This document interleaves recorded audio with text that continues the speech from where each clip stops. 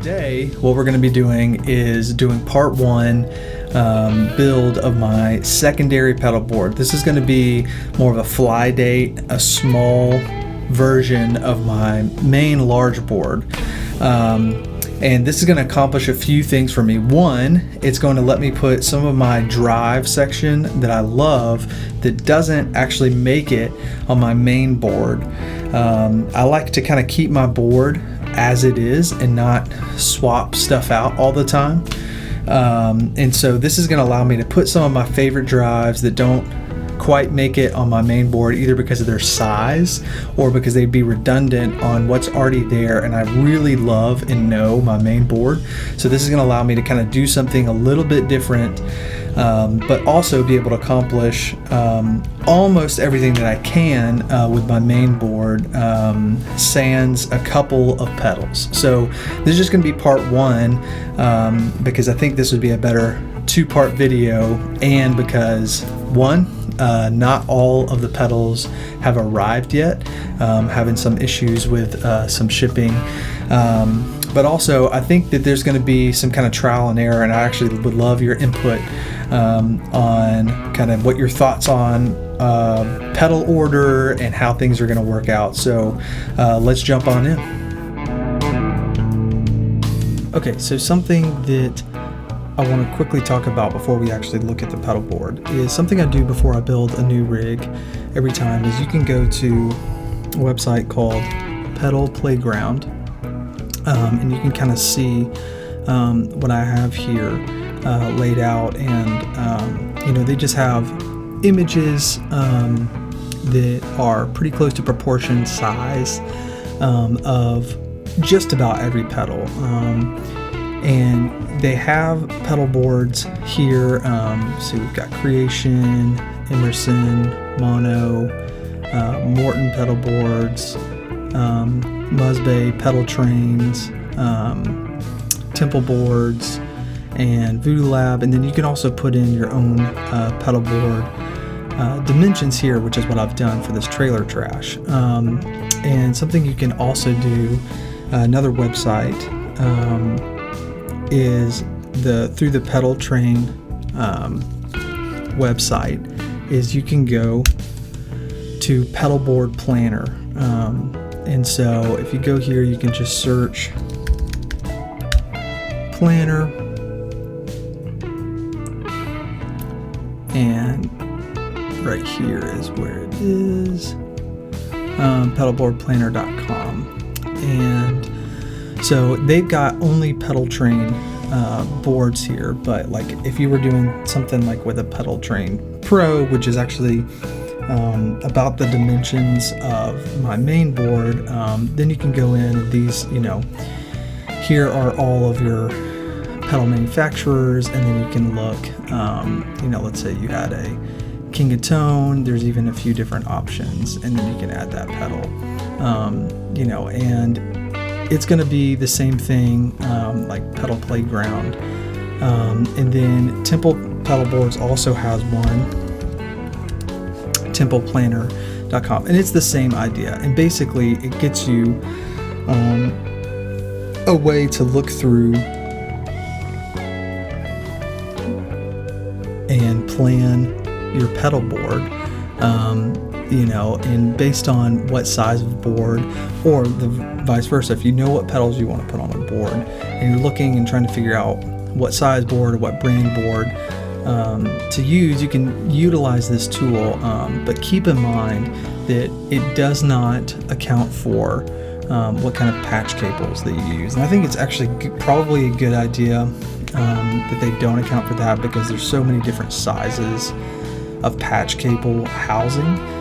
So depending on if you're using Georgels or like a square plug, or if you're using more traditional style patch cables, that's going to vary just depending on what you have and what your budget is, and then what you're looking for. And so what I usually do is I take a screen grab of different options, and we'll do that. And so that's something that I do, and you can actually see here. It's kind of nuts, the amount of screen grabs of different versions of this because I knew what pedalboard size that I wanted, and I had a good idea about, what pedals were make or break, needed to be on there, and then what pedals I kind of wanted on there. And so this is just an idea of, the level of nerdiness and the time spent into these things. I was even looking at some classic pedals like the DL4 and the DD20, as far as delays and stuff. But this is what I ended up with right here. And the reason being is these H9s can actually become your tuner. And so that frees up one space here. And basically, I knew that I needed compression. I stack compression. That's a big part of my sound. Is almost an always on thing. Is I've got a compression right here. The Bogner Harlow is being my post gain compression, and then right here I had a Dynacomp Mini is my pre-gain. But this spot is actually maybe going to be rotating. What I ended up buying is slightly different, and we'll see if it lasts. But luckily compressors are about the same, single housing size, and so that is something that can change out if needed. And I just like different gain options. It makes me play different, even if the perceived, difference in the way I set my tube screamer versus Klon are not that different. For me, it makes me approach the way I play and the way I dig in different, and so it helps me as far as just creativity and for different songs, kind of get in the right headspace. And then I've got two higher gain pedals that are fairly different from each other, the Mudhoney and the Dynamic Distortion. But this is just something I quickly wanted to show you, how quick you can nerd out on this stuff, but how awesome it is that these tools are available to you. But what we'll quickly find out is that, again, this does not accommodate for patch cables. Like the space right here is probably not quite big enough for a patch cable, not to mention power. Even some of these side mounted, like the tube screamer has side mounted jacks, but the power is on the top. So you've got kind of on three walls of the pedal, you've got stuff sticking out, and so that's something that to keep in mind that could potentially cause issues for you as you're playing out your pedal board. All right, so here we are.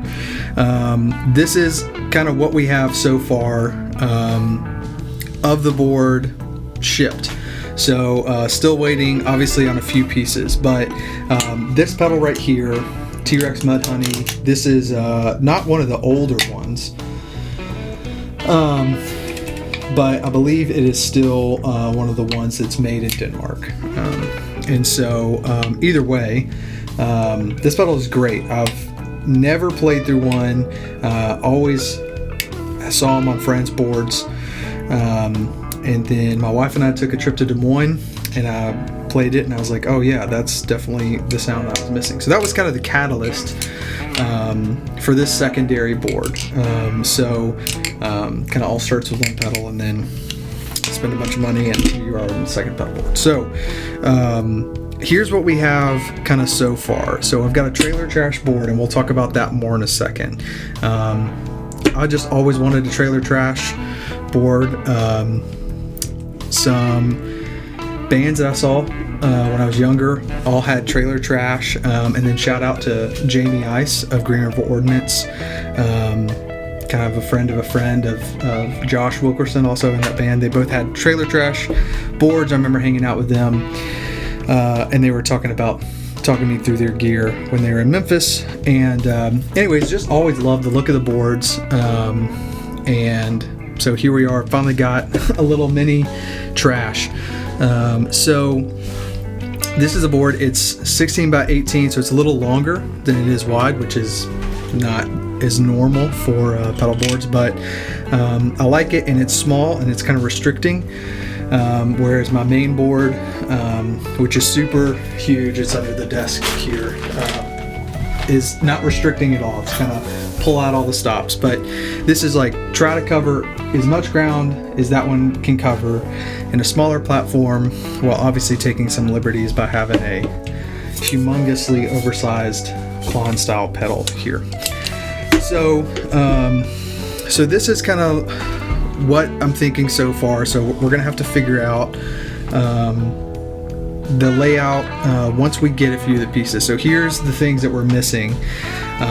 Is a compressor pedal, and it's kind of a optical compressor made by Fox Gear, and I just thought I'd try it out.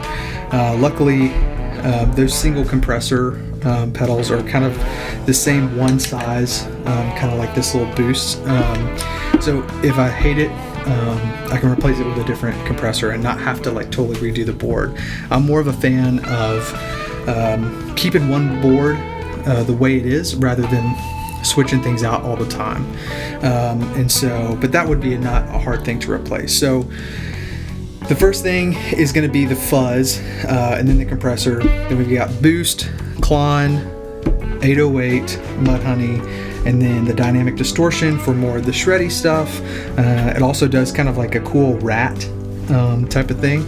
And then we're going to have a Bogner Harlow, and we'll talk about this in a video coming up soon, but part of my sound and the thing that I need playing for my board is compression, and I use very subtle compression but stacked. So the same way people like stacking overdrives, I stack compression. So there's always a compression after my drives and before my drives, super subtle. But so the Bogner Harlow is going to actually take that place here, and then this top row is all going to be H9s. I've actually never even played an H9, but everybody knows about them, and that'll allow me to cover a bunch of ground. So, but here are the issues that I'm already kind of seeing after planning out, and hopefully at this point you'll already have seen a bunch of screenshots of all the pedal playground, me figuring out, like what I want to do before I pulled the trigger on some of these pedals, and just seeing what would fit. But always be willing to compromise, and once you get stuff in person, here's the thing that all of those websites where you can plan your board out, the thing that they miss are jacks. So you can already see here, that's why I have some of these with jacks, is that like the Tube Screamer and this Klon, they both have these little adapters, but I'm even using pancake style cables to kind of keep it a little tighter. But all of these H9s are going to have the Barn 3 or Barney, whatever, the OX9 controller, so that I can go between presets. I think it's worth doing that for the H9s and for what I'm wanting to do, so I can just kind of recall presets and not have to bend down and do too much like on my phone or anything with the H9s. I'd like to make the presets and then just have them in the pedal, kind of the same way I do with my Big 3 Strymons. But here's the issue I'm already kind of running into.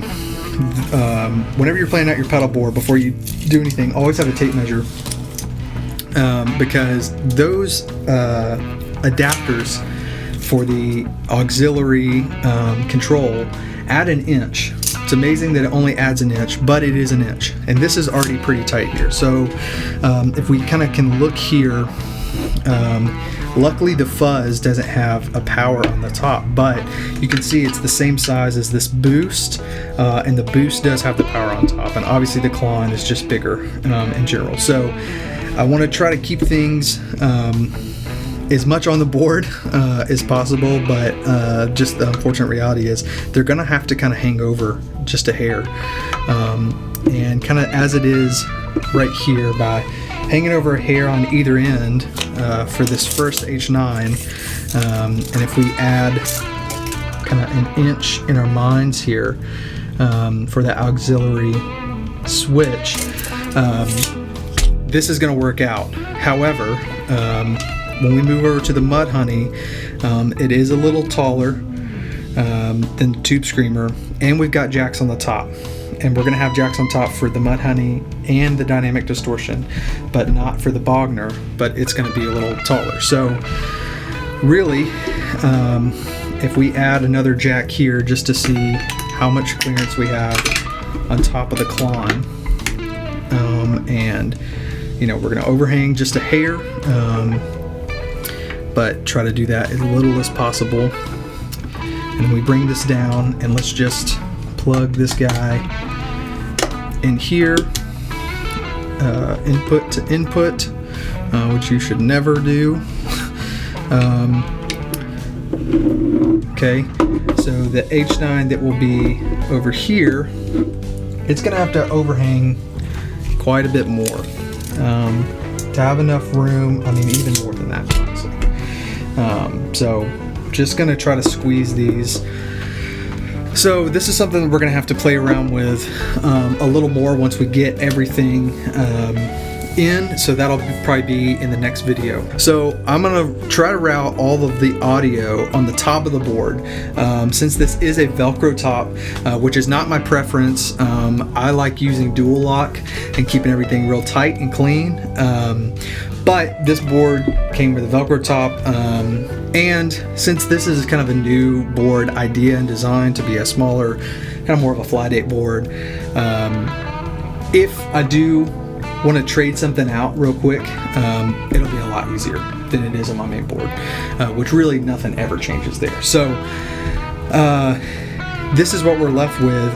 However, what we're about to look at is the power underneath.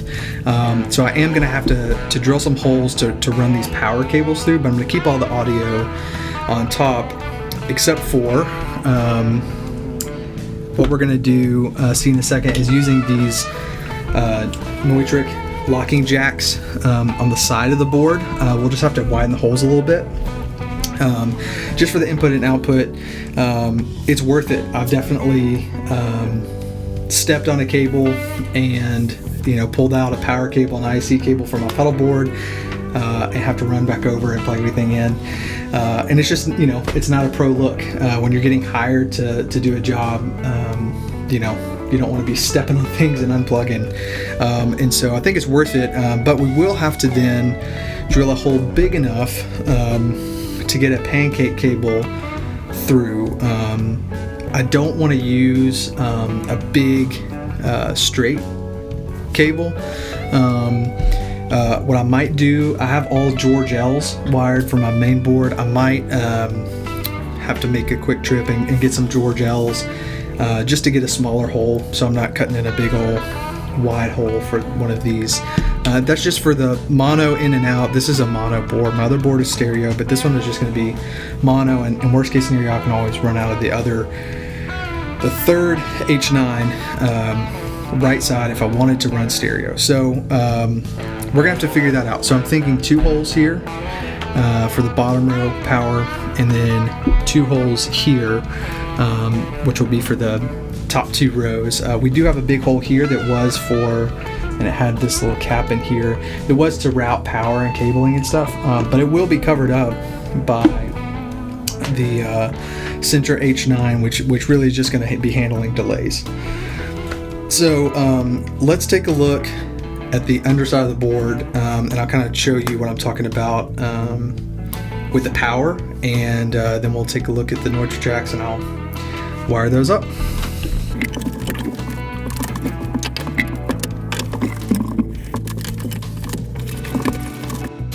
Alright, so here's the underside of the board. Obviously this was a used board that I got, and so we're going to be doing a couple things. We're going to be putting a, actually it'll be on this side, all of my power and input and output will all be on the right side, and then I'll have a external power to kind of, if I need to plug anything extra in, I can do that over here. A lot of times I have my iPad right next to my pedal board, just with some quick notes, either for a session or if we're playing, if I'm playing for an artist and we have a big set of a bunch of new songs, I'll just put, you know, the key and then maybe a preset right next to it. And so I like having an extra power just so I can do something like that, like plug in an iPad right next to my board. So with this pedal board, actually went with the new Fender engine room power supply. So I'm literally opening this for the first time right now. It's pretty light, especially for being as big as it is. I got this, it's definitely in the theme of the Strymons. I have a Strymon Zuma and then 2 Ojais on my main board. So that's what's running my main board. And you can tell they definitely styled this thing the same exact way. I mean, it's the brushed aluminum. It's the same kind of curved corners and everything. But I like it. It's those were really light. And so, and this one gives me 12 isolated outs. And so, and you've also got, like I was talking about with my iPad, you've got USB and USB-C already in here. So that might be something that I actually use. It is kind of a little gimmicky to have it on your pedalboard power supply, but you know, I might actually use that. So, so here's the thing that we're gonna have to figure out with this is it needs to be able to sit under here and not touch the floor, obviously. But also I'm gonna have to figure out where to put those holes. Once we get those other pedals in, I'll mark out and drill the holes, and then we'll just kind of mount this power supply wherever it needs to kind of sit in between the power coming here. But also we've got to think about these jacks are going to be coming into the side right here. So you know, this power supply may end up having to sit kind of funky in here. It's honestly bigger than maybe I thought that it would be. And so, you know, these are the things that you can plan as much as you want, but until you have it in person, you just got to kind of figure it out, at least for me, for all the boards that I've built for myself. So yeah, so let's look at putting these locking jacks into the side of this pedal board.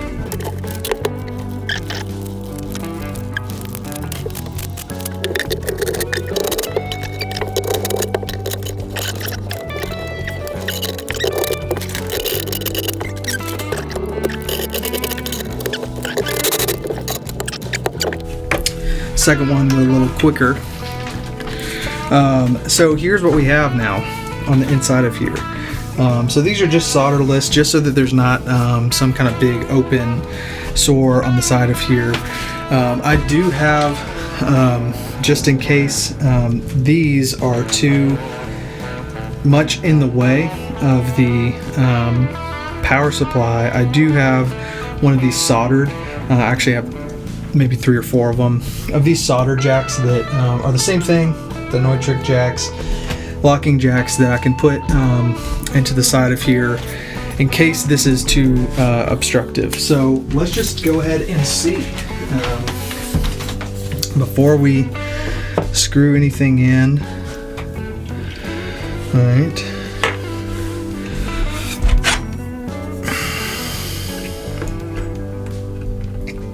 Oh yeah, we're totally fine here. I can even, you know, move this out of the way if I needed to. Okay, so we'll definitely have some slack coming on this side from the power inlet once that arrives from trailer trash, and so we'll have some extra power. So this thing is going to be a little slack heavy on the cabling on the underside, at least for power, as power goes. But again, this board is not my main board, which everything is like cut to length for my main board. This one is a little more like kind of rough and grab and go. And for the future, if I want to just kind of rip everything off and put a couple pedals on, that's something that this thing is going to be able to do. So I think that's it for this video. What I'm going to do is I'm going to put these screws in for these locking jacks here, and then I think when everything comes in, we'll see you guys again, and then we'll kind of finalize the pedal layout. We'll wire everything up, just the power and the audio, and then we'll do a playing demo. Thanks for checking out today's video, part 1 of this new pedal board build. hopefully you learned something that you can use for your next pedalboard build. If this is the kind of video that you're into, I encourage you to like and subscribe. This is a new channel, and I'm excited to dive into a bunch of stuff like this with you. So if you have friends that are into this, then please share this channel with them. For now, I've been Colin Little John, and we'll see you next time. So, I always do this when I talk about it. Don't stop. Record. I'm not. Okay. Since this is a Velcro top, which is not my preference. Okay, I'm cutting that out. I don't want to throw pedals around. That's an outtake for sure. Okay. I'm leaving that in. Okay. All right. Well, thanks for checking out today's. All right. With your friends and those who are. All right. Thanks for checking out today's video.